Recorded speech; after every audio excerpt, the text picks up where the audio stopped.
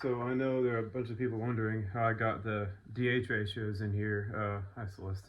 The most mass-dependent isotope fractionation is due to stellar evolution, which is planet formation. Now, isotope fractionation is the separation of heavier to lighter elements. So you have hydrogen and deuterium, hydrogen being the lighter and deuterium being the heavier. For large, young objects, there's more hydrogen. This is kind of weird looking. For large, heavy objects that are very, very young and pristine, meaning they're pure in essence, they have a lot more hydrogen versus deuterium. That's the little bar on the very bottom. And as they age, the hydrogen is lost and the deuterium amounts increase as the star evolves. So the more heavy deuterium it stays over, and the more hydrogen that exits the star and is lost, you can determine how old the star is by those ratios. And I'm surprised astronomers haven't seen this before. Now, how I came to this conclusion was a change in perspective. Here's a graph. There's the DH ratios. You have Earth, Jupiter, Saturn, Neptune, Uranus, Enceladus. Is that Enceladus? Enceladus. This icy moon around Saturn. To make this make sense for why I came to the conclusion that DH ratios probably have a lot to do with how old the object is, you just had to turn it this way. Or you could read the, oh, no wait, actually this way.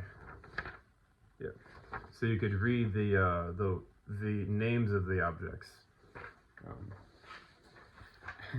And then I was like, wait a second, that looks awfully familiar. Look. Youthfulness, age, old. So it goes very youthful objects up here, and as they get older, the DH ratios increase. So you have, like, Earth's VSMOW is 1 out of 6,250, and then the DH ratios of the sun and pre-solar materials are very, very, very, very low. So 1 part in like a million.